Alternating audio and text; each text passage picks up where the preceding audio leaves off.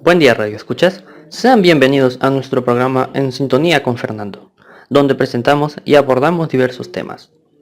Los saluda su presentador, Fernando Aguirre. Esta semana abordaremos el tema de la introducción a la comunicación. Pero antes de proceder, me gustaría mencionar a las invitadas que tendremos esta semana. Ellas son María del Rocío Guzmán de la Cruz, Ivette Alonso González y Susana Judith Sánchez Narváez. Ellas nos estarán acompañando a presentar los diversos subtemas que abordaremos el día de hoy.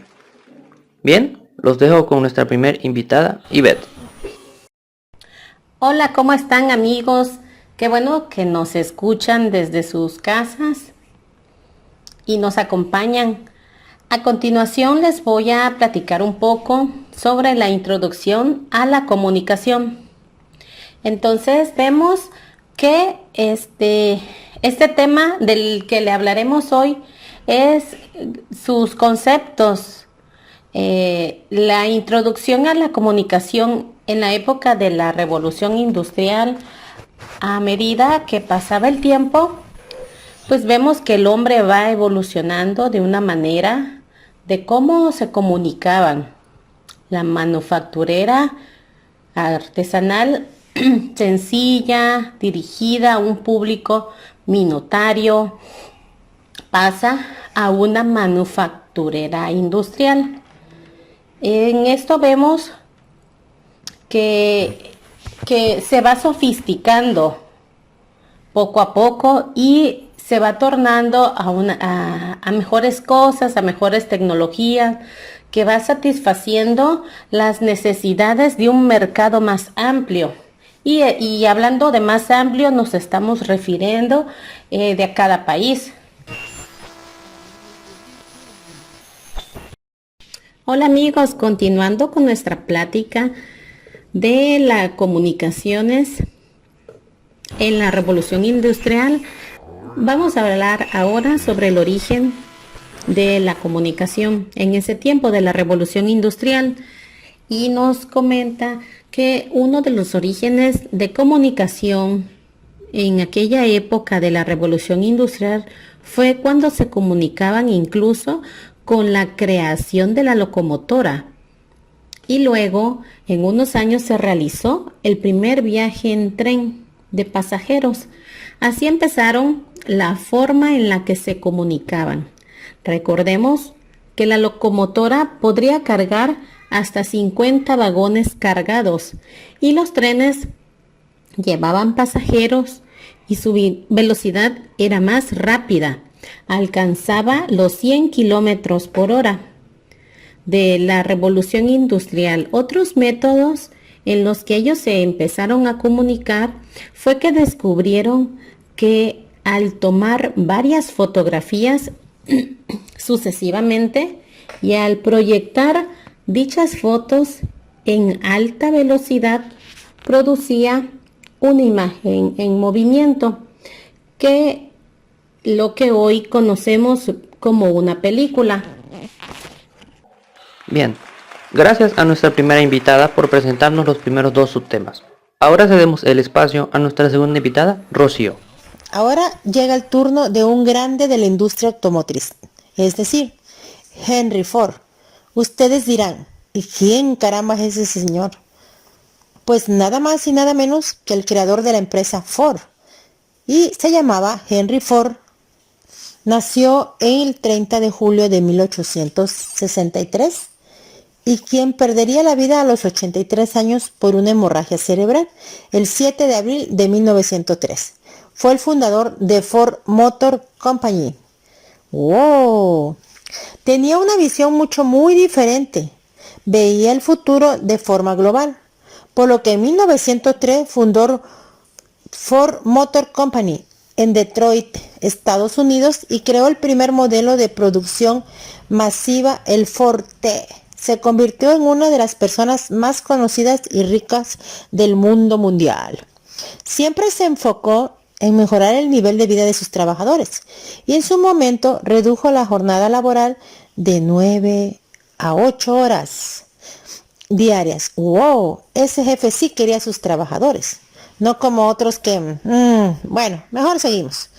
También estaba en contra de los sindicatos en sus fábricas, por lo que promocionó a Harry Bennett. Quizás un muy grave y mal error. Era un antiguo boxeador de la Marina y se volvió cabeza del Departamento de Servicio. ¿Cuál fue el resultado de esto que suena tan descabellado? Pues nada más y nada menos, Bennett utilizó varias tácticas de intimidación y en 1937 hubo un incidente que fue una sangrienta pelea entre el cuerpo de seguridad y el sindicato. ¡Qué bárbaro! Y todo frente a los medios de comunicación. Se podrán imaginar qué escándalo, Dios. Yo me pregunto algo. ¿Tan difícil era hablar y comunicarnos?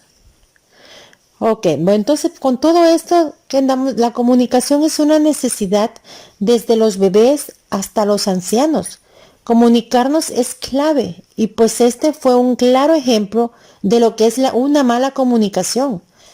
Todos estamos de acuerdo en que tenían la necesidad de eliminar los sindicatos, pero también concordamos en que esa pelea fue un gran error.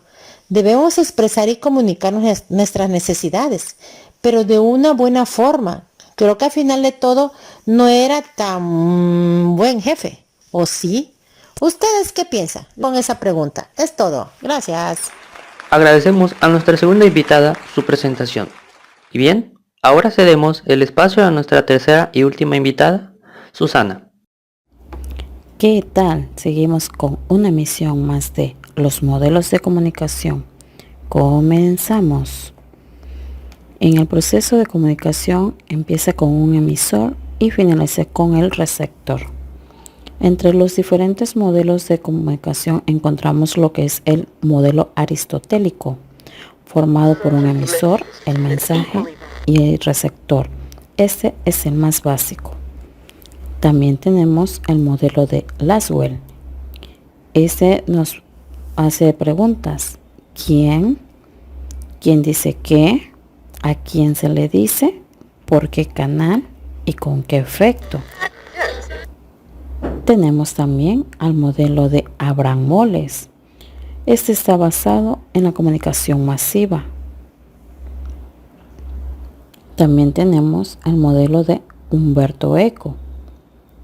Él dice que existen varios códigos que enlazan al emisor y al receptor. El mensaje puede significar distinto para cada uno de ellos y puede llegar de manera distinta. El proceso de comunicación empieza con el emisor, que es el origen del mensaje. Es quien desea contactar con un receptor, que es la fuente de toda comunicación. El emisor cuenta con las siguientes características. El conocimiento es todo lo que el emisor sabe, incluidas las inquietudes culturales, el ámbito comunicativo donde se mueve y sus gustos. La actitud es la que el emisor piensa y siente frente al mundo que lo rodea y a los hechos que ocurren. Incluye el propósito o el fin del mensaje. El código es el conjunto de signos de cualquier naturaleza que tiene significado para el emisor y el receptor, y es lo que da el sentido al mensaje y su forma de expresión. Pasemos al mensaje. Es la expresión de la información que desea transmitir.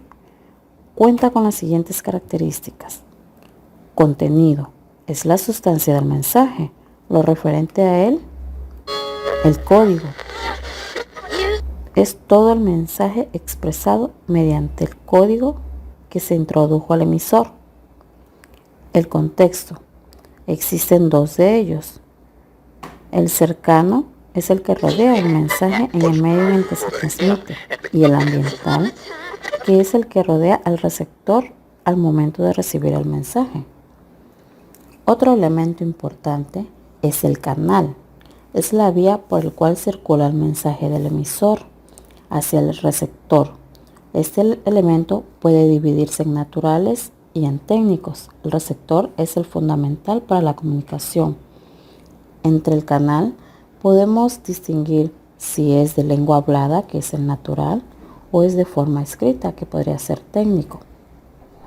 El receptor es el destinatario de la comunicación o persona interesada en el mensaje del emisor. Los ruidos son perturbaciones que atentan contra la correcta comunicación. Y finalmente tenemos lo que es la retroalimentación. Ya es intercambiar el código del mensaje o la interacción entre el emisor y el receptor cuando ya comprendieron lo que es el mensaje y se llega de forma correcta. Un gran aplauso para nuestra tercera invitada. Agradecemos su participación. Para la presentación de nuestros últimos dos subtemas, estos serán abordados por su anfitrión. Comenzamos. Nuestro penúltimo tema es el cómo aprendemos los significados. La historia del ser humano está medida por el conocimiento. Desde sus primeros años de vida está en constante aprendizaje, tanto en el hacer como en el saber. Y claro, gracias al proceso de aprendizaje, el individuo va formando su propia experiencia, adoptándola a su realidad, para usar sus conocimientos, habilidades, destrezas o conductas en el momento en que lo necesite. Pero realmente aquello que nos importa es el cómo los humanos aprendemos los significados. Bueno, los seres humanos aprendemos mediados por los comportamientos, considerando los estímulos y las reacciones como los mediadores del aprendizaje. Un estímulo positivo crea o refuerza una conducta, mientras que uno negativo la inhibe. Otra manera en que también se puede ver este aprendizaje es mediado por el sujeto que por un estímulo externo, ya que cada quien tiene un esquema mental que modifica y adapta pues, de acuerdo a lo que considere que es importante o tiene relevancia. Pero de forma general, podemos concluir que el ser humano puede aprender un significado mediante la práctica de aquel que quiere aprender. Otro método que podemos resaltar es cuando practican la lectura de forma constante y realizan búsquedas de aquella palabra que gustan aprender en un diccionario, logrando o permitiendo así que eventualmente pues también se pueda aprender significados. Aunque claro, estos métodos pueden variar entre cada individuo, pues como ya se mencionó anteriormente, cada persona cuenta con un esquema diferente, el cual altera y adapta en base a aquello que sea relevante o necesario. Continuando y para finalizar, tendremos la última presentación del tema significado de significado. La RAE determina que significado es definido como algo conocido, importante, reputado, así como significación o sentido de una palabra o una frase, entre otros más. Con relación al signo lingüístico, podemos relacionarlo con el contenido mental que le es dado a una palabra o término. Es el concepto o idea que se asocia a una palabra en todo tipo de comunicación, tal como sucede en el contenido mental, pero a grandes rasgos como se define el significado. El término hace alusión a aquello que define lo que se está hablando y proviene de las experiencias con uno o varios objetos. Y bueno, es así que hemos llegado al final de nuestra transmisión y que concluimos con nuestra presentación del día de hoy. Agradecemos a nuestras tres invitadas por haber estado aquí el día de hoy.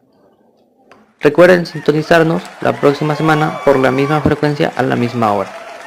Se despide su presentador Fernando Aguirre, deseándoles un gran fin de semana. Adiós.